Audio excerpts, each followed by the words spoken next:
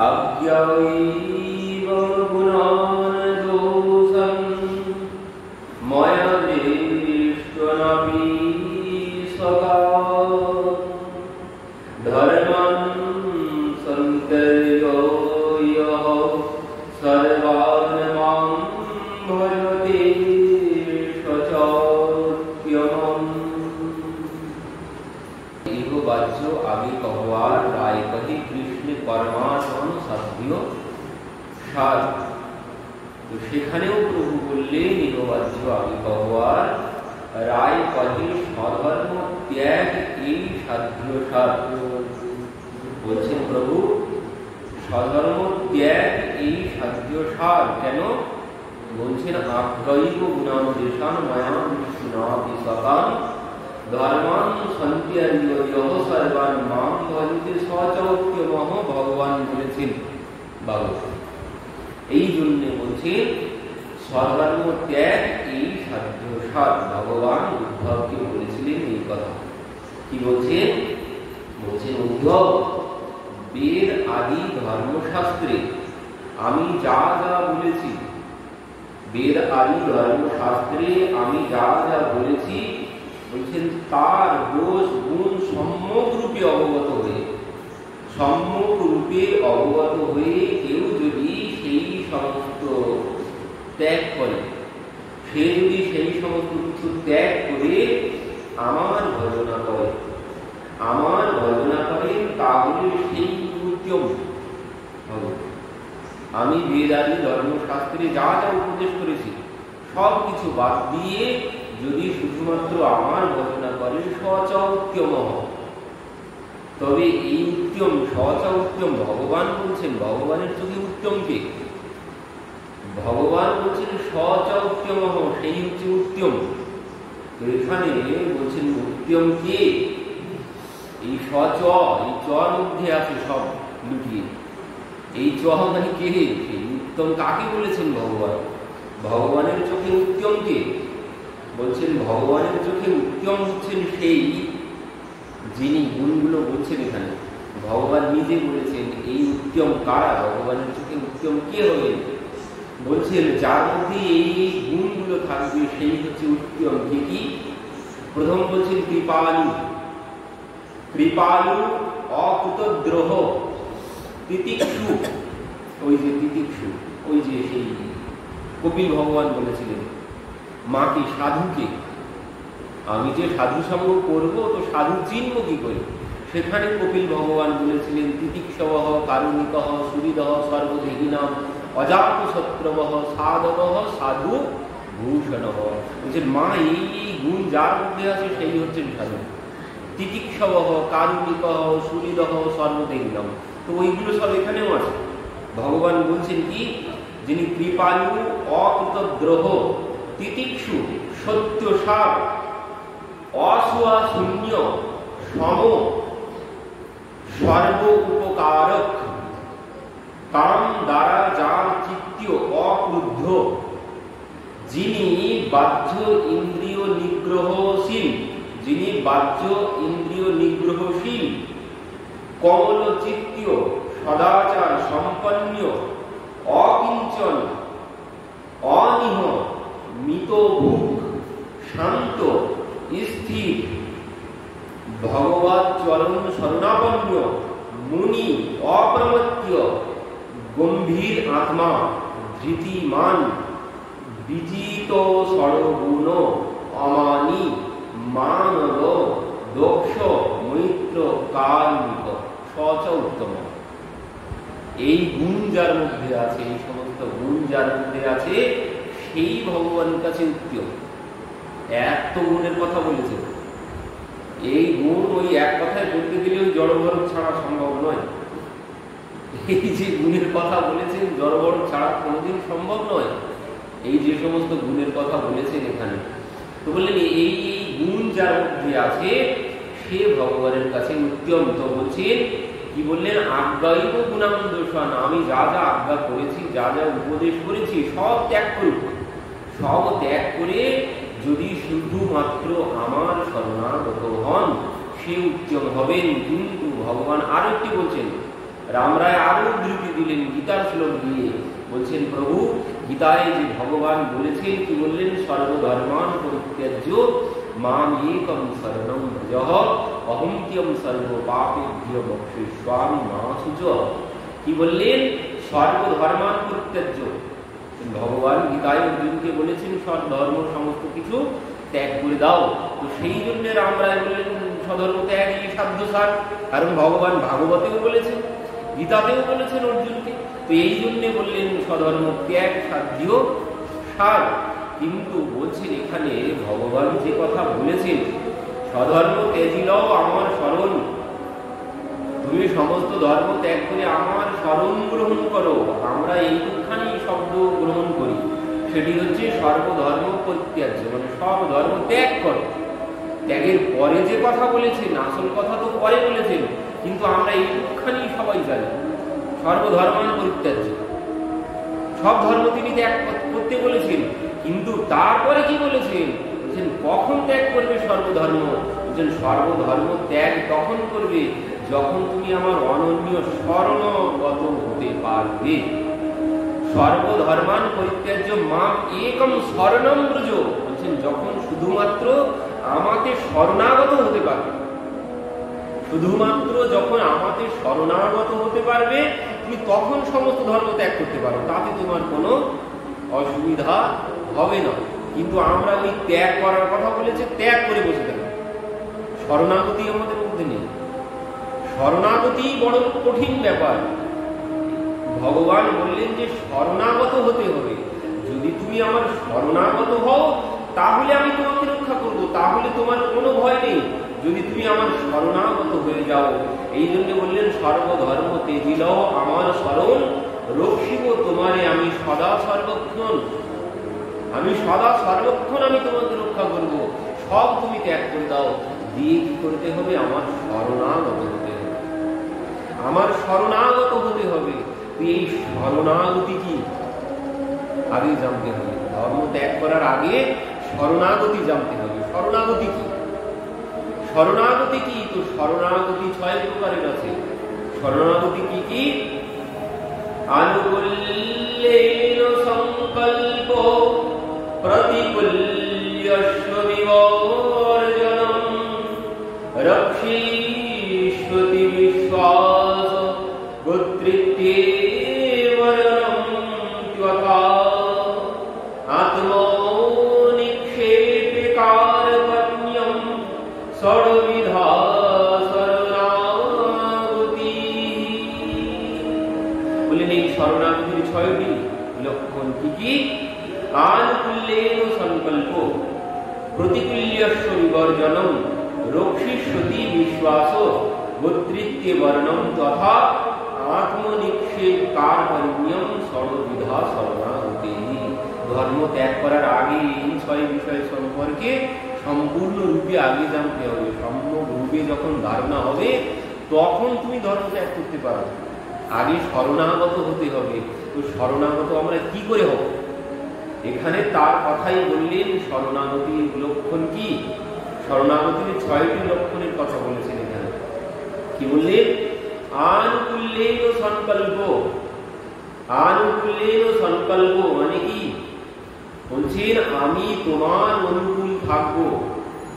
আনুকূল্যেন সংকল্প, আমি তোমার অনুকূল থাকবো, তোমার বিরুদ্ধে আমি কিছুতেই যাব না। সব সময় আমি তোমার অনুকূল থাকবো। আমি সদা সর্বক্ষণ গুরুর অনুকূল থাকবো। কিন্তু এই অনুকূল থাকাটাই বড় কঠিন। অনুকূল কাকে বলে? গুরুদেব বাড়িতে এসেছে, গুরুদেব আগেই জানিয়েছে গুরুদেব আমি যাচ্ছি তোমার বাড়িতে। শিষ্য কি করেছেন? গুরুদেবের জন্য অনেক সেবার দ্রব্য বানিয়েছেন, নিজে হাতে সবকিছু বানিয়েছেন, গুরুদেবকে ভোজন করাচ্ছেন। এবার গুরুদেবের সবশেষে মিষ্টি। গুরুদেব আমি আপনার জন্য নিজে হাতে মিষ্টি বানিয়েছি, আপনাকে ভোজন করতে হবে, আপনাকে সেবা করতেই হবে। গুরুদেব বলছে বাবা আমার তো ডায়াবেটিস, আমার তো সুগার, আমি মিষ্টি খেতে পারবো না। না গুরুদেব আমি নিজে হাতে বানিয়েছি, আমি নিজে হাতে বানিয়েছি, আপনাকে খেতেই হবে, আপনাকে খেতেই হবে। তো জোর করে গুরুদেবের মুখের মধ্যে পুড়ে দিচ্ছে। এ কোন দেশে ভালোবাসা? এ অনুকূল নয়, এ আনুকূল্যেন সংকল্প নয়। আমি নিজে হাতে বানিয়েছি, কষ্ট করে বানিয়েছি, গুরুদেব আপনাকে ভোজন করতেই হবে এ না। গুরুদেব যেটি বলবে এই গুরুর অনুকূল না। এই যে জোর করে ডায়াবেটিস তিনি গ্রহণ করবেন না, জোর করে, এই গুরু সেবা না। গুরুদেব যেটি বললেন যে দেখো আমার ডায়াবেটিস হয়েছে, আমি মিষ্টি খেতে পারবো না, তো গুরুদেবের উপদেশ গ্রহণ করতে হবে। এটাই হচ্ছে অনুকূল। আমি যে কষ্ট করেছি, গুরুদেব আমি কষ্ট করেছি, আমি কষ্ট করে নিজে হাতে বানিয়েছি, আপনাকে খেতেই হবে। তারপরে তুমি থাকো আর যাও, আমার দেখার দরকার নেই, আমি কষ্ট করে বানিয়েছি। তো না বললেন গুরুদেব যাতে প্রসন্ন হয় তাই করতে হবে। মানে কি? গুরুদেবের উপদেশ মানতে হবে। গুরুদেবকে মানবো কিন্তু গুরুদেবের উপদেশ মানবো না। আমাদের মধ্যে এটাই আছে। আমরা ভগবানকে মানবো কিন্তু ভগবানের কথা মানবো না। আমাদের মধ্যে এই সমস্যা আছে। আমরা ভগবানকে মানি কিন্তু ভগবানের কথা মানবো না। সারাদিন প্রতি সেবা করবো কিন্তু প্রতির কথা শুনবে চলবো না। এই কোন দেশে অনুকূল? সব আমি তোমার সব কথা মানে সমস্ত কাজকর্ম করে দেবো, সব করে দেবো, সর্বক্ষণ প্রতির চরণে মাথা নিচু করছে, সব কিছু করছে, কিন্তু বলছে দেখো আমি তোমার কথা শুনে চলতে পারবো না, তোমার কথা শুনে চলতে পারবো না, আমি সব তোমার করে দেবো কিন্তু তোমার কথা শুনে চলতে পারবো না। তো এ কোন দেশের অনুকূল? একে অনুকূল বলে না। কথা শুনে চলতে হবে। মানে কি? ভগবান বলছেন আমি যা যা বলেছি সব কিছু, কি বললেন? মাতৃদেব ভব, পিতৃদেব ভব, অতিথি দেব ভব, সবই ভগবানের উপদেশ। তো সব উপদেশ গ্রহণ করতে হবে, ভগবানের উপদেশ সব গ্রহণ করতে হবে। তিনি যা যা উপদেশ করেছেন সমস্ত উপদেশ মানতে হবে, তাহলে তো আমি তার অনুকূল হতে পারবো, সেবা করব, অথচ তার উপদেশ মানবো না, তাহলে কোন দেশের অনুকূলতা? এ কোনো অনুকূলতা নয়। তিনি যা যা বলেছেন সব কিছু, যেমন তার সেবা করব এবং তার কথা শুনে চলব। তিনি যা যা উপদেশ করবেন সমস্ত কথা শুনে চলব, সেটাই হচ্ছে আনুকূল্যেন সংকল্প। গুরুদেবের কথা, সমস্ত উপদেশ গ্রহণ করতে হবে। তো আমরা উপদেশ গ্রহণ করবো না, ওই জোর করে ভোজন করাতে পারবো কিন্তু উপদেশ মেনে চলতে পারবো না। উপদেশ মেনে চলা বড় কঠিন, উপদেশ মেনে চলা যায় না। গুরুদেবকে সম্মান করা যাবে, গুরুদেবকে সম্মান করা যাবে, কিন্তু উপদেশ মেনে চলা বড় কঠিন। তো কি বলছেন পরবর্তীতে? আনুকূল্যেন সংকল্প প্রতিকূল্যস্য বিবর্জনম। বললেন যেটি প্রতিকূল, গুরুদেব যেটি ভালো না বাসে, ভগবান যেটি ভালো না বাসে, সব বাদ দেওয়া। কারো ভালোবাসার পাত্র হতে গেলে কি করতে হবে? সে যেটি ভালো না বাসে সেটা আমাকেও ত্যাগ করতে হবে। আমাকেও সেটা আমি যদি সেটি ত্যাগ করতে পারি, আমি তাহলে তার অনুকূল হতে পারবো। তো ভগবান কি বলেছেন? নির্মল মন জন মোহি পাবা, নির্মল মন জন মোহি পাবা, কপট ছল ছিদ্র না ভাবা। কি বললেন? নির্মল মন জন মোহি পাবা, কপট ছল ছিদ্র না ভাবা। মোহি কপট ছল ছিদ্র না ভাবা। তো ভগবান বললেন নির্মল মনজন সোমহে পাবা, আমাকে সেই পাবে যার মনটা নির্মল হয়েছে, যার মনটা নির্মল হয়েছে আমাকে সেই পাবে। তাহলে আমি যদি তার অনুকূল হতে চাই, আমি যদি তার অনুকূল হতে চাই, ভগবান কি বলে দিলেন? যে নির্মল, যার মনটা নির্মল হয়েছে সেই আমাকে পাবে। মনকে নির্মল করতে হবে। তাকে যদি আমি পেতে চাই তাহলে আমাকেও নির্মল হতে হবে। তো বললেন এই প্রতিকূল্যস্য বিবর্জনম, তার অনুকূলে চলব। তো তার অনুকূল চলতে গেলে ওই বলেই দিয়েছেন সূত্র, নির্মল মনজন সোমহে পাওয়া। তো আমাকে নির্মল হতে হবে। আর বললেন মোহে কপট ছল ছিদ্র না ভাবা, আমি এই সমস্ত কোনো কিছু ভালোবাসি না যার মধ্যে কপটতা আছে, যার মধ্যে ছল চাতুরি আছে, আমি তাকে ভালোবাসি না। যে নির্মল আমি তাকে ভালোবাসি। এই জন্য ভগবান কবির নাম জপ করছে, ভগবান কবিরের নাম জপ করছেন। কবির দাসজি যেখানে বসে বসে ভগবানের নাম জপ করেন, ভজনা করেন, সেখানে একদিন গিয়ে দেখছেন স্বয়ং ভগবান বসে আছেন, বসে বসে কবির কবির কবির কবির কবির কবির নাম জপ করছেন। প্রভু একই, আপনি এখানে বসে বসে আমার নাম কেন জপ করছেন? বলছেন কবির কি করবো, আমার ভক্ত যেমন আমার নাম জপ করে, আমার ভক্ত যেমন সর্বক্ষণ আমার নাম জপ করে, তো আমি কি করব, আমিও তেমন আমার ভক্তের নাম জপ করতে থাকি। তো প্রভু আর ভক্ত খুঁজে পেলে না, আমি কোথাকার ভক্ত, আমি কোথাকার ভক্ত, তুমি আর ভক্ত খুঁজে পেলে না। তো ভগবান সেখানে কি বলছেন, ভগবান বলছেন কবির গঙ্গা জলের মতো তোমার এই মনটা গঙ্গা জলের মতো নির্মল হয়ে গেছে। তো যার মনটা এমন নির্মল হয়ে গেছে, যার মনটা এমন নির্মল হয়ে গেছে, আমি সদা সর্বক্ষণ তার নাম জপ করতে থাকি। কবিরা কবিরা কিউ জপ যাও যমুনা কে তীর, এক গোপিন কে বেহে গয়ে লাখ কবির। যখন ভগবান কবির দাসজির নাম করছেন, কবির দাসজি বলছেন প্রভু তুমি আমার নাম কেন করছো, যমুনার তীরে চলে যাও। এক গোপিন কে প্রেম মে বেহে গয়ে লাখ কবির, আমার মতন কবির 1 লক্ষ কবির 1 গোপী সমান হবে না। তো তুমি যমুনার তীরে গিয়ে গোপীদের নাম জপ করতে থাকো, আমার নাম কেন করছো? কবির দাসজি ভগবানকে বলছেন। তো ভগবান বলছেন না কবির, তোমার মনটাই গঙ্গা জলের মতো নির্মল হয়ে গেছে, এই জন্যে যার মনটা এমন নির্মল হয়েছে আমি সর্বক্ষণ তার নাম করতে থাকি। আর যার মনের মধ্যে কপটতা ছল চাতুরি আছে, সে যদি ভগবানের কাছেও আসে, যার মনের মধ্যে ছল চাতুরি কপটতা আছে, ভগবান চোখ বন্ধ করে নেন।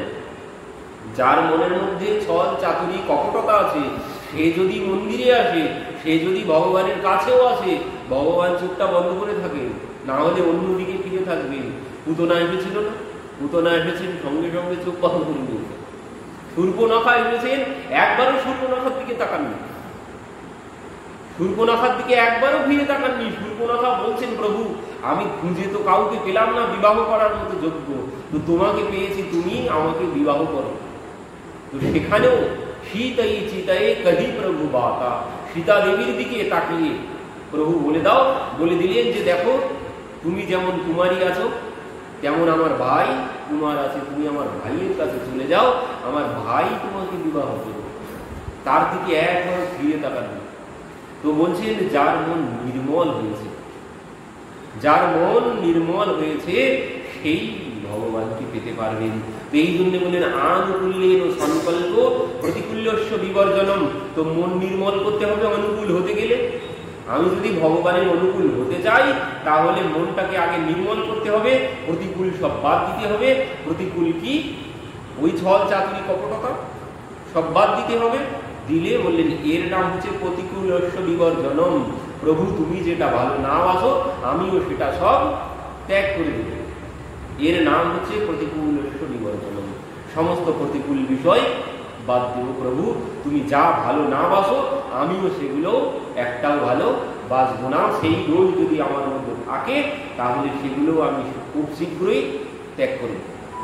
পরবর্তীতে বললেন তৃতীয় রক্ষিষ্যতি বিশ্বাস, রক্ষিষ্যতি বিশ্বাস, বিশ্বাস রাখতে হবে, মানে দৃঢ় বিশ্বাস তিনি আমাকে রক্ষা করবেন। এই দৃঢ় বিশ্বাস যদি থাকে, রক্ষিষ্যতি বিশ্বাস বললেন তার প্রতি বিশ্বাস রাখতে হবে। কিন্তু আমাদের তো সমস্যা এখানে, আমাদের সমস্যা এখানে আমরা বিশ্বাস, দৃঢ় বিশ্বাস আমাদের রাখতে পারি না। আমরা নিজের বল ছাড়তে পারি না, আমরা নিজের বল ছাড়তে পারি না, আমরা সেইভাবে বিশ্বাস করতে পারি না। যেখানে বিশ্বাস করা উচিত নয় সেখানে বিশ্বাস করতে পারি, যেখানে বিশ্বাস করা উচিত নয় সেখানে বিশ্বাস করতে পারি, কিন্তু যেখানে বিশ্বাস করা উচিত সেখানে বিশ্বাস করব না। প্রধানমন্ত্রী বললেন এই হত্যার প্রতিশোধ আমি নেব, সবাই বিশ্বাস করেছিল, তো তিনি নিয়েছেন কারণ প্রধানমন্ত্রী বলেছেন, প্রধানমন্ত্রী যিনি তিনি বলেছেন, এই জন্যে জনগণ সবাই বিশ্বাস করেছে, তো বিশ্বাসের ফলও জনগণ পেয়েছে।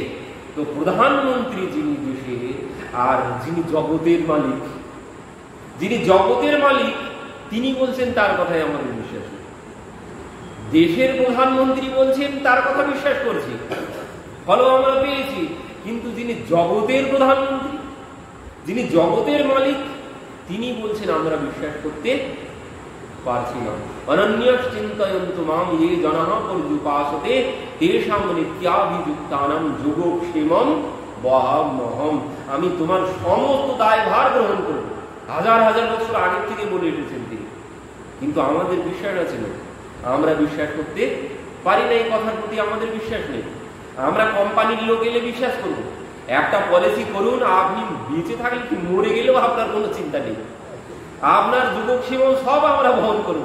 একটা সব থেকে ছোট পলিসি করুন, তাকে বিশ্বাস করে লক্ষ লক্ষ টাকা দিয়ে দিচ্ছি। কিন্তু ভগবান যে বলেছেন আমি তোমার সমস্ত দায়ভার গ্রহণ করব, আমরা বিশ্বাস করতে পারি না।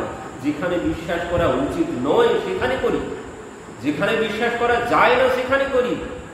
পয়সা দিয়ে ওই নাই, মানে সহজ ভাষায় যাকে আমরা না পিয়ে দেব, নাই, তো সেই নাইকে বিশ্বাস করি। সে এখানে টানতে টানতে এখানে টেনে দেবে না, কোনো গ্যারান্টি আছে না? এখানে টানতে টানতে তো টেলাই এখানেও টেনে দিতে পারে, কোনো গ্যারান্টি আছে? কিন্তু নিশ্চিন্তে চোখ বন্ধ করে গিয়ে বসে পড়ি তার সামনে, বিশ্বাস করি। মানে পয়সা দিয়ে ট্রেনটা যে গন্তব্যস্থলে যাবে তার কোনো গ্যারান্টি নেই, অথচ পয়সা দিয়ে টিকিট কেটে নিশ্চিন্তে ঘুমিয়ে পড়েছি। ঠিক ঘুম ভাঙলে গন্তব্যস্থলে উপস্থিত হয়ে যাব বিশ্বাস করেছি। বিশ্বাস করেছি এত ফ্লাইট দুর্ঘটনা হচ্ছে, প্লেন দুর্ঘটনা হচ্ছে, সেখানে হাজার হাজার টাকা দিয়ে টিকিট কেটে চলে যাচ্ছে, বিশ্বাস করছি। বিশ্বাস না হলে কি যেতাম? বিশ্বাস করছি, কিন্তু ভগবানই বিশ্বাস। ভগবান যে বলেছেন আমি তোমার সমস্ত যোগক্ষেমং বহাম্যহম, সমস্ত কিছু বহন করব, কিন্তু আমাদের সেখানে বিশ্বাস নেই। বললেন যদি বিশ্বাস না থাকে তাহলে কোনো ফল হবে না। আর কি বলছেন? গোত্রিত্বে বর্ণম তথা, বরণ করতে হবে আমাদের। গোত্রিত্বে বর্ণম যথা বলছেন যখন আমি তাকে আমার প্রভু রূপে, স্বামী রূপে, পতি রূপে বরণ করব, তিনি তখনই আমাকে সমস্ত কিছু থেকে রক্ষা করবেন।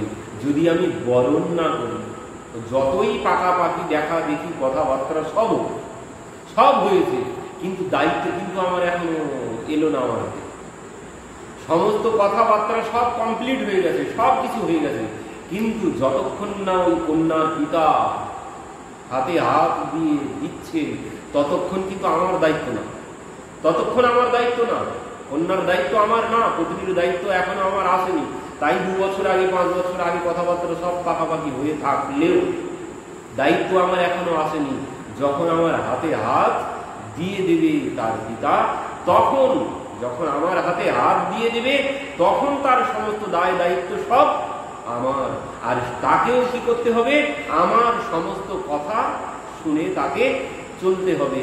তো বলছেন এই গোত্রিত্বে বর্ণম যথা, কেমন ভাবে বলছেন आप सौंप दियो है सारी भार तुम्हारी हाथों में, आप सौंप दियो है सारी भार तुम्हारी हाथों में, अब तो उत्थान पतन सब तुम्हारी साथों में।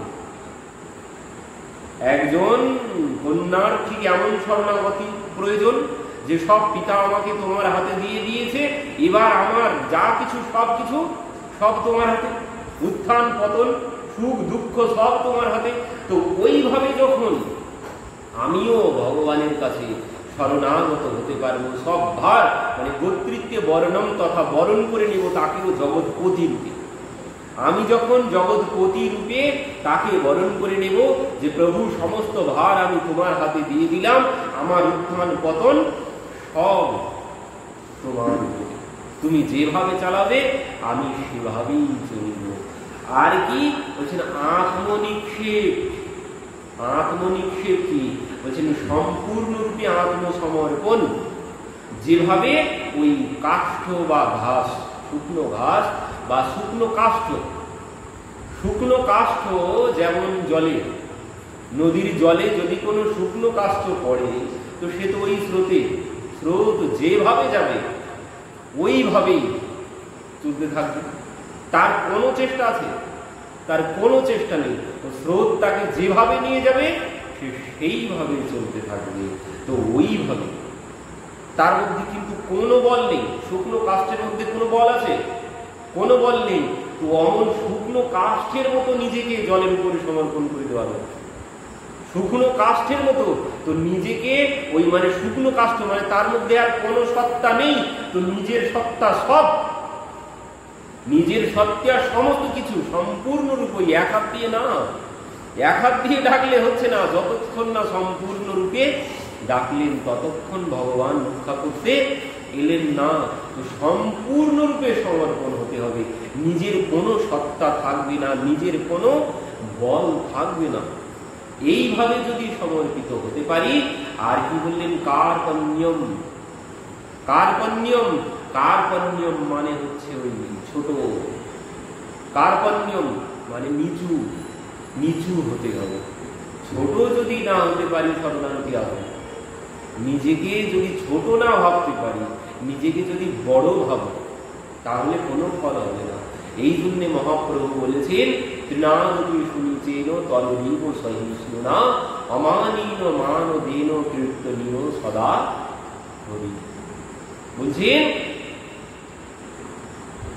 সম্পূর্ণরূপে নিজের সত্তা আগেই তো বলে দিয়েছেন। যদি শুকনো কাষ্ঠ হয় তার মধ্যে আর কি? তার মধ্যে আর কোনো কিছুই থাকবে না।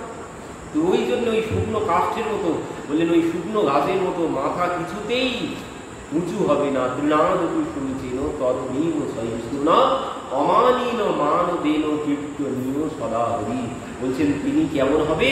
যিনি ঘাসের থেকে নিচু হবে, আর বৃক্ষের মতো সহনশীল হবে। আর অমানীন মান দেন, যার মান, যাকে কেউ মান না দেয় তাকেও মান দিতে হবে। আর নিজের মানের আশা সম্পূর্ণরূপে ত্যাগ করে দিতে হবে। নিজের মানের আশা সম্পূর্ণরূপে ত্যাগ করে দিতে হবে। দিয়ে ভগবানের চরণে শরণাগত হতে হবে। কেমন? বলছেন ওই রাইকে বিষ হিসা তা পুনি পাছে বিষ তাতে নান্য হ্যায় রহো তব মিলেগি জগদীশ। যে রাইকে বিষ হিসা মানে ওই ডালের দানা, ডালের দানাকে 20 ভাগ করো, 20 ভাগ বাদ দিয়ে 19 ভাগ বাদ দিয়ে ওই 1 ভাগ নাও। 20 ভাগের থেকে 1 ভাগ নিয়ে তা পুনি পাছে বিষ, সেই 1 ভাগকে পুনরায় 20 ভাগ করো। করে বলছেন তার থেকেও যত ছোট হবে, তার থেকেও যদি ছোট হতে পারো, বললেন তব মিলেগি জগদীশ, তখন ভগবানকে পাওয়া যাবে। তার আগে নয়। যদি ওই ভিতরে অভিমান থাকে, কোনো অভিমান থাকলে হবে না। শুকনো কাষ্ঠের মতো হয়ে যেতে হবে। সমস্ত অভিমান ত্যাগ করে দিতে হবে। এইভাবে যদি ছোট হতে পারো। এই জন্যে উদ্ধব মহারাজ জ্ঞানের মাথা উঁচু করে গিয়েছিল, কিন্তু পরবর্তীতে কি হলো? আশা মাহু চরণ রেণু জুসা মহংসম বৃন্দাবনে কিমপি গুল্ম লতা ঔষধিনাম। সেই জ্ঞানী উদ্ধব বলছে আমাকে বৃন্দাবনের লতা গুল্ম বানিয়ে দাও। কেন? বলছেন আমার অহংকারের মাথাটা বড় উঁচু হয়ে গেছে। আর এই অহংকারের মাথা যদি উঁচু হয়ে যায় তো গোপীদের মতো প্রেম পাওয়া কিছুতেই সম্ভব নয়। তো এই জন্যে বলছেন শরণাগতি। তো এখানে ওই শরণাগতি আমরা যে প্রসঙ্গ গতদিন শ্রবণ করেছিলাম, ওই ব্রাহ্মণ শরণাগত হয়েছেন। ব্রাহ্মণ শরণাগত হয়েছেন। ব্রাহ্মণ চলেছেন পত্নীকে নিয়ে। পত্নীকে নিয়ে চলতে চলতে জঙ্গলের মধ্যে যখন গিয়েছেন, সঙ্গে সঙ্গে সেই রাত 3টা বেজেছে। শিশুটি কেঁদে উঠেছে। কি ব্যাপার? তুমি ছেলেকে নিয়ে এসেছো? হ্যাঁ, কি করব? তুমি ত্যাগ করতে পারো, আমি কি করে ত্যাগ করি? আমি মা, আমি ত্যাগ করতে পারি? তো তিনি ছেলেকে নিয়ে এসেছেন। তো ব্রাহ্মণ বলছেন দেখো এখনো বেশি দূর আসেনি, তুমি চলে যাও। এখনো বেশি দূর আসেনি, তুমি ফিরে যাও বাড়িতে। ব্রাহ্মণী বলছেন না, আমি তোমার সাথে যাব। ব্রাহ্মণী বলছেন দেখো ছেলেকে তাহলে এখানেই ফেলে যেতে হবে। তো ব্রাহ্মণী বললেন ঠিক আছে, আমি ফেলে যাব। তো সেই ছেলেকে সেখানে ফেলে চলে গেলেন। চলতে চলতে এবার কি হলো? সেখান থেকে চলতে চলতে 3 দিন চলেছে। 3 দিন এক সমান চলতে শুরু করেছেন। 3 দিন পর আর চলতে পারছেন না। এক বৃক্ষের তলায় দুপুরবেলা বসেছেন। বসে বসে ব্রাহ্মণকে বলছেন, ওই একই কথা বলছেন। কি বলছেন, ওই অনন্য চিন্তয়ন্তু মাম এ জনা পর্যুপাসতে তেষাং নিত্যাভিযুক্তানাং যুগক্ষেমং বহন। ব্রাহ্মণ ব্রাহ্মণীকে বলছেন, যিনি ভগবানের শরণাগত হন, সম্পূর্ণরূপে তার উপরে সমর্পণ করে দেন সব কিছু। আমি শুনেছি, বক্তা মানে পাঠকদের মুখেও শুনেছি, ভগবান বলেছেন এই কথা, ভগবান তার সমস্ত দায়ভার গ্রহণ করেন। তো আমি তো সব দায়ভার সব কিছু ত্যাগ করেছি, আমি তো সম্পূর্ণরূপে তার উপরে শরণাগত, আমি তো সব ত্যাগ করেছি। তাহলে 3 দিন এখনো এক দানা পানি কিছু জুটলো না কেন? 3 দিন কেন অনাহারে আছে? ভগবান যদি এই কথা বলে থাকে, তাহলে এই কথার সত্যতা কোথায় হলো? এই কথার সত্যতা কোথায় হলো? বললেন তিনি তার সমস্ত দায়ভার গ্রহণ করবেন। তো আমি তো সব ত্যাগ করে এসেছি, তাহলে 3 দিন কেন অনাহারে আছি? বলছেন, আমি ভাগবত পাঠে শুনেছিলাম সুরদাসজি অন্ধ, সুরদাসজি অন্ধ গৃহ ত্যাগ করেছেন। গৃহ ত্যাগ করে যে সকালবেলা গৃহ ত্যাগ করেছেন, দুপুরবেলা 1টা বাজার মধ্যেই সমস্ত ব্যবস্থা হয়ে গেছে, একবেলাও অনাহারে থাকতে হয়নি। ব্রাহ্মণ বলছেন, আমার 3 দিন কেটে গেল, এখনো দানা পানি কিছু জুটলো না, কি ব্যাপার হলো? তখন ব্রাহ্মণী বলছেন, এ তো হবে আমি জানতাম, আমি জানতাম হবে। তো দেখো, আমি যখন এসেছিলাম, তো আমি সাথে আমার কানের দুল দুটো, তুমি তো বলেছিলে কিছু নেওয়া চলবে না সাথে, তো আমি সাথে কানের দুল দুটো নিয়ে এনেছি। তো চলো, যেখানে বাজার আছে গিয়ে কানের দুল দুটো বিক্রি করে অর্থ নিয়ে কিছু ভোজন করবো। ব্রাহ্মণ বলছে, ও এইবার বুঝলাম, এইবার বুঝলাম গড়বড় কোথায় হয়েছে, এইবার বুঝলাম গড়বড় কোথায় হয়েছে। তো কই দেখি, এবার যেই বলেছেন দেখি, ব্রাহ্মণী কানের ওই সোনার কানের দুল দুটো ব্রাহ্মণের হাতে দিয়েছে। এবার যেই দিয়েছে, ব্রাহ্মণ কি করেছেন, ব্রাহ্মণ হাতে নিয়ে সঙ্গে সঙ্গে জলে, পুকুরের জলে ছুঁড়ে ফেলে দিয়েছে। যে এই হচ্ছে গড়বড়। ওই যে সনাতন গোস্বামী বেরিয়েছিলেন, যখন সঙ্গে যে ছিল সেবক, সেও 8টি স্বর্ণমুদ্রা নিয়ে বেরিয়েছিল। সনাতন গোস্বামী বলছে, দেখ, আমি তো তার উপরে ভরসা করে বেরিয়েছি, নিজের সমস্ত ভার আমি তার উপরে দিয়েছি, কিন্তু তুই এই অর্থের উপরে ভর করে বেরিয়েছিস। তোর মতো সেবক আমার চাই না, চলে যাব, আমি সাথে রাখতে পারবো না। তো ব্রাহ্মণ বললেন, দেখো ব্রাহ্মণী, আমার শ্রদ্ধা আমি নিয়ে বেরিয়েছি, কিন্তু তোমার মধ্যে কোনো শ্রদ্ধা নেই, কোনো বিশ্বাস নেই। আজ 3 দিন অনাহারে আছি শুধুমাত্র তোমার জন্য, আজ 3 দিন অনাহারে থাকতে হয়েছে শুধুমাত্র তোমার জন্য। তোমার বিশ্বাস নেই, আমার প্রতিও বিশ্বাস নেই, ভগবানের প্রতিও বিশ্বাস নেই, কোনো শ্রদ্ধা নেই। তো চলো, এবার চলো। তো এবার ওই ফেলে দিয়ে চলতে শুরু করেছেন পুকুরের এই পাড় থেকে ওই পাড়ে, উত্তর পাড় থেকে দক্ষিণ পাড়ে যেতে হয়নি। দক্ষিণ পাড়ে যেই গিয়েছেন, একজন এসে রাস্তায় দণ্ডবত হয়ে পড়েছেন। ব্রাহ্মণ দেবতা দণ্ডবত করে উঠেই বলছেন, বাবা আপনারা কোথায় যাচ্ছেন? তখন ব্রাহ্মণ বলছেন, আমাদের তো কোনো ঠিক ঠিকানা নেই, আমরা এইভাবেই চলতেই থাকি। তো বাবা, যদি কৃপা করে আজ আমার গৃহে চরণগুলি দিতেন। কেন? যে আজ আমার পিতার বাৎসরিক ক্রিয়া হচ্ছে, তো যদি আপনাদের মতো ব্রাহ্মণ ভোজন করাতে পারতাম, তো বড় সৌভাগ্য মনে করতাম নিজেকে। তো যদি কৃপা করে আমার গৃহে চরণগুলি দিতেন। তো ব্রাহ্মণ বললেন, চলো। তো সেখানে গেলেন, সেখানে গিয়ে ভোজন করলেন, ভোজন করে দান দক্ষিণা নিয়ে সেখান থেকে আবার পুনরায় কাশী ধামের উদ্দেশ্যে চলতে শুরু করলেন। তো এই শরণাগতি, ওই যে গোলমাল গড়বড় যদি থাকে, যদি সামান্যতম গড়বড় থাকে, তাহলে চলবে না। সম্পূর্ণরূপে নিজের বল সম্পূর্ণরূপে ত্যাগ করতে হবে, তাহলে ভগবান রক্ষা করবে। ব্রাহ্মণী সোনার দুল দুটো এনেছিল সাথে, তো সাথে বল আছে, এই জন্য ভগবান রক্ষা করেনি। 3 দিন কষ্ট করে কাটাতে হয়েছে ব্রাহ্মণকে। তো পরবর্তীতে চলে গেছেন, এর পরবর্তীতে 20 বছর কেটেছে, ধামে ধামে ঘুরে বেরিয়ে 20 বছর কেটেছে, কোনোদিন আর কোনো কষ্ট হয়নি।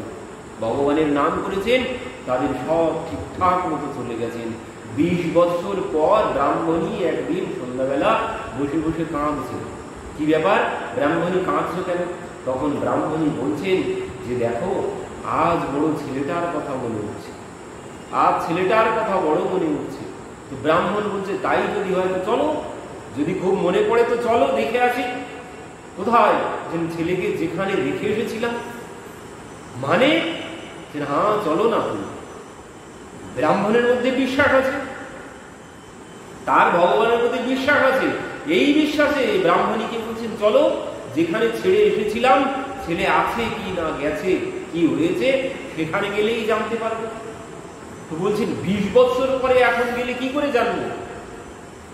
তখন ব্রাহ্মণ বলছে তোমার বিশ্বাস নেই, আমার সাথে এতদিন থাকলে তবুও তোমার ভগবানের প্রতি বিশ্বাস এলো না, আমার কিন্তু বিশ্বাস আছে, চলো না, কিছু তো একটা ব্যবস্থা হবে, গেলেই সব বুঝতে পারবে। ব্রাহ্মণও কোনো কিছু জানেন না, কিন্তু তার ভগবানের প্রতি বিশ্বাস আছে। রাত 3টার সময় ছেড়ে গেছেন জঙ্গলের মধ্যে, 20 বছর পরে ব্রাহ্মণ ব্রাহ্মণীকে বলছেন চলো না দেখি। কোন শক্তিতে বলছেন? শুধুমাত্র ওই সমর্পণের শক্তিতে। তো 20 বছর পর ওই যেখানে ছেড়ে গিয়েছিলেন সেখানে ব্রাহ্মণীকে নিয়ে এসেছেন। এসে দেখছেন কি সেখানে সে জঙ্গল আর নেই, সেখানে পরিষ্কার হয়ে গেছে। দেখছেন সেখানে বড় দেবালয়, দেব মন্দির হয়েছে। মন্দিরের সেবাইকে ডেকে জিজ্ঞাসা করছেন কি ব্যাপার, এখানে মন্দির কি করে হলো? এখানে তো জঙ্গল ছিল, এখানে মন্দির কি করে হলো? তখন সেই সেবাইত বলছেন বাবা এইখানে মন্দির করেছে আমাদের রাজা, রাজা মন্দির বানানোর আর জায়গা পেল না, এই জঙ্গলের মধ্যে মন্দির কেন বানাতে গেল? বলছেন বাবা সে তো অনেক বড়, অনেক পুরানো ঘটনা। কি ঘটনা? তখন বলছেন যদি কৃপা করে বলতেন কি হয়েছিল একটু বলুন। তখন বলছেন বাবা আমাদের যে পূর্বের রাজা ছিলেন, পূর্বের রাজার কোনো সন্তান ছিল না। তো রাজা একদিন ওই ঘুমের ঘোরে স্বপ্ন দেখেছেন। এখান থেকে 20 বছর আগে রাজা একদিন স্বপ্ন দেখেছেন যে সকালবেলা ঘুম থেকে উঠে পথে চলতে চলতে যাকে তিনি প্রথম দর্শন করেছেন সেই হয়েছে রাজা, তার পরবর্তী রাজা।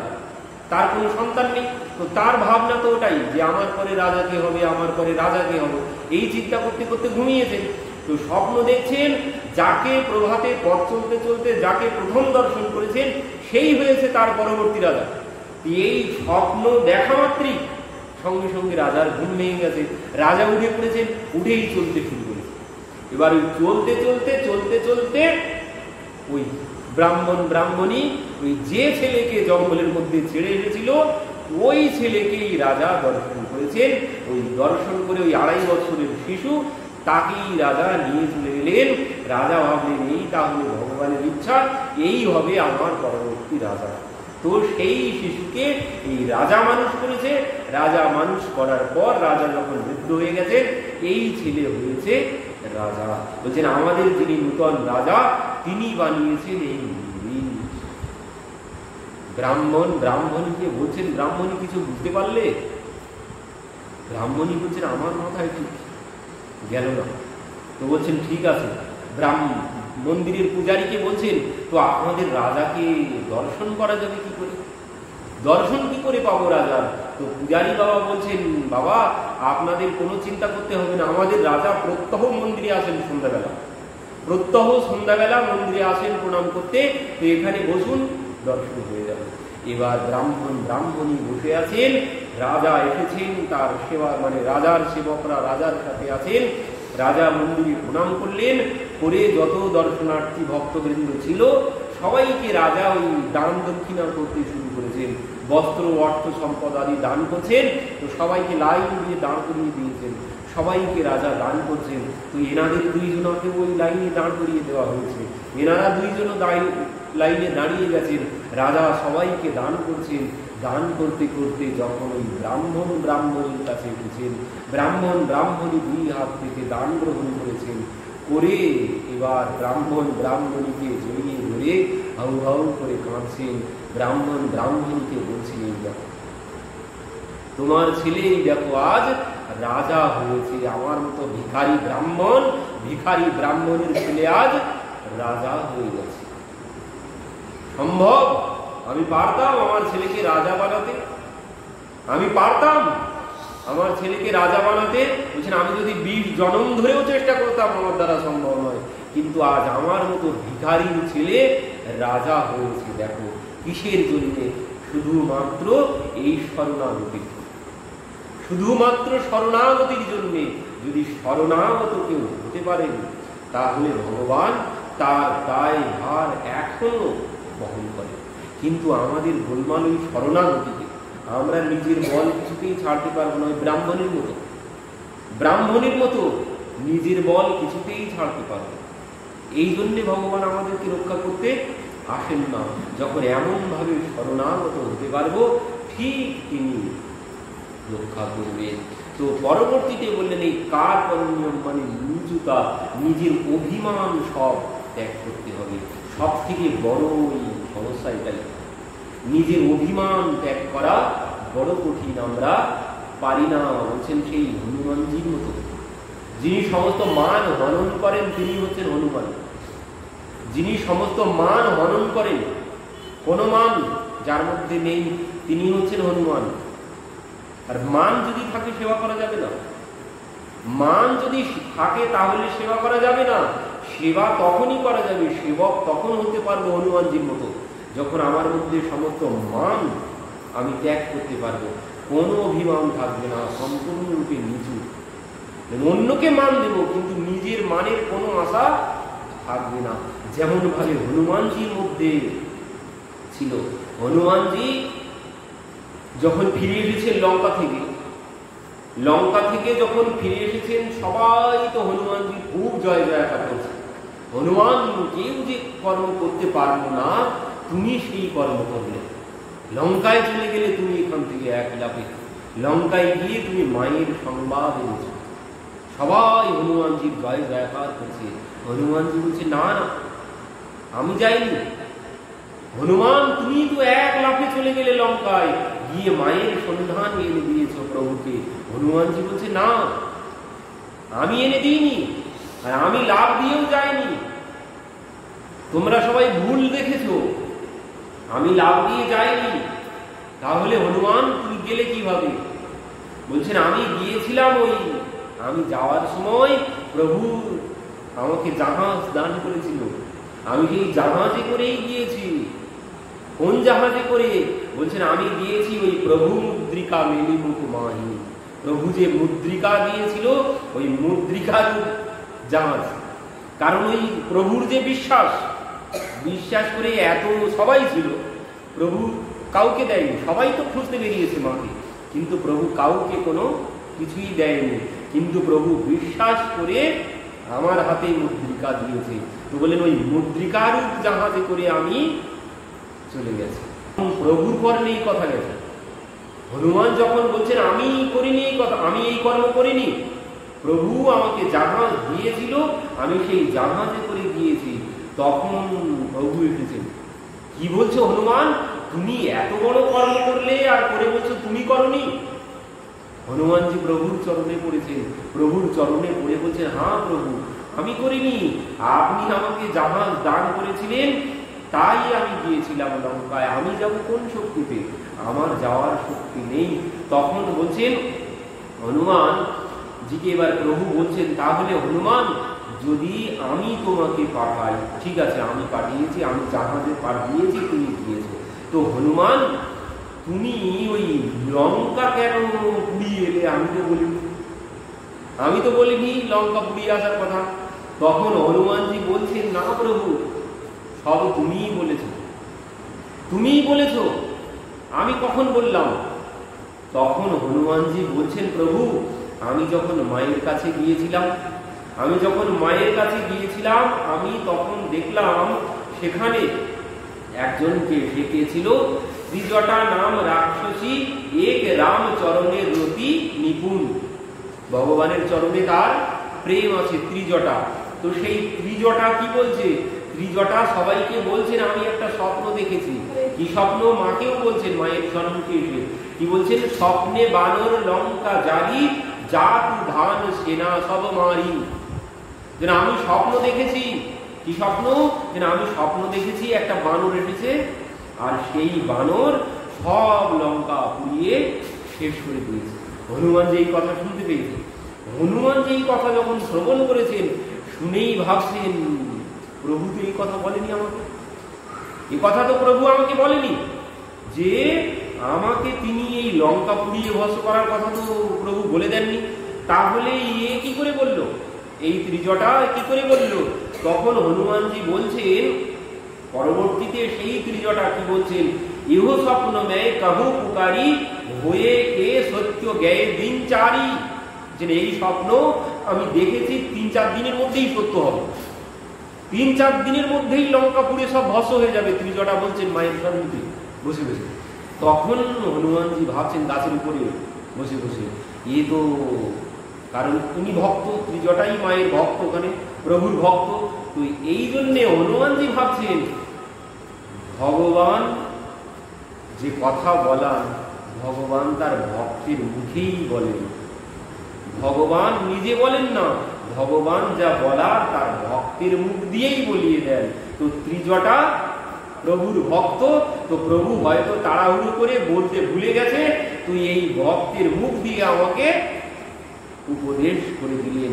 কারণ আমার পরে এখানে আসার মুক্ত আর কেউ নেই, যে অন্য কাউকে পাঠিয়ে দিয়ে প্রভু আবার আমাকে সংবাদ পাঠাবে, তো আমাকে এখানে সংবাদ দেওয়ার মতো তো কেউ নেই।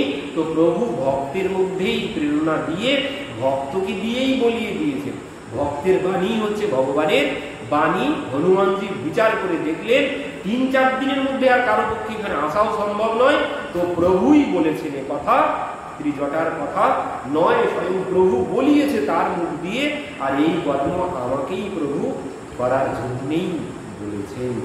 এই জন্যে বলছেন তবুও, বলছেন তবুও প্রভু বলেছে, তবুও আমি কোনো কিছু করিনি। কেন? বলছেন তুমিই তো লঙ্কা সব পুড়িয়ে ছাই করেছো। হনুমানজি বলছেন দেখো আমি লঙ্কা পুড়িয়ে ছাই করিনি। কেন? বলছেন ওই তারাই সব করেছে, আমার তো কিছু করতে হয়নি। তারাই বলছেন রাহানা নগর বসন ঘৃত তৈলা, বলছেন সমস্ত লঙ্কায় যত ওই কাপড় ছিল, বাদ দেওয়া কাপড়, তেল, ঘৃত যা ছিল যার ঘরে সব এনেছে, এনে তার লেজে জড়িয়েছে। বললেন ওরাই জড়িয়েছে, ওরাই আগুন দিয়েছে। আমি কি করেছি?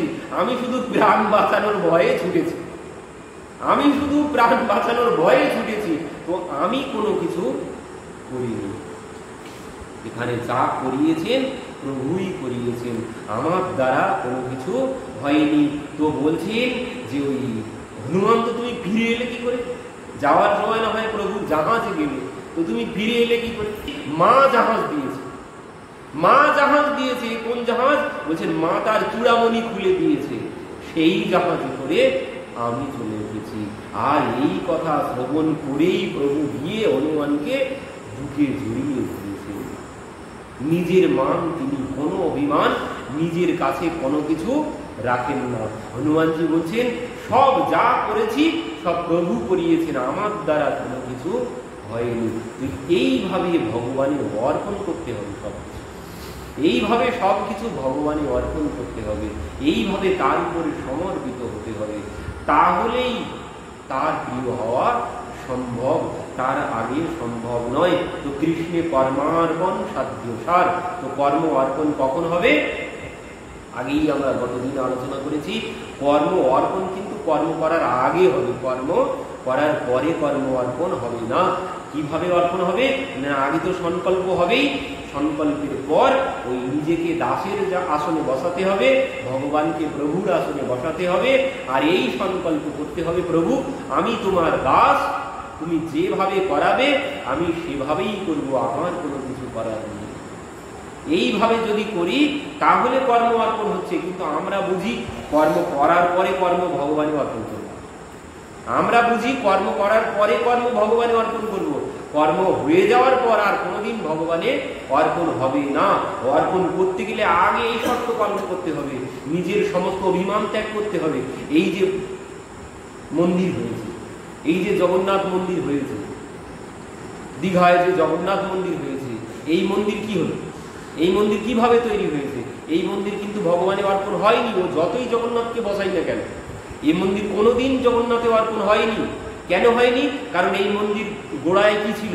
এই মন্দিরের গোড়ায় ছিল আমাকে মন্দিরে যেতে দেবে না, আমাকে মন্দিরে যেতে দেবে না, দেখাচ্ছি আমিও পারি। তো এই মন্দির আমি কিভাবে করেছি? এই মন্দির করেছি নিজের অহংকার, নিজের শক্তি দেখানোর জন্য, ওই প্রতিশোধ নেওয়ার জন্য। আমাকে মন্দিরে ঢুকতে দেয়নি, তাই আমি মন্দির বানিয়ে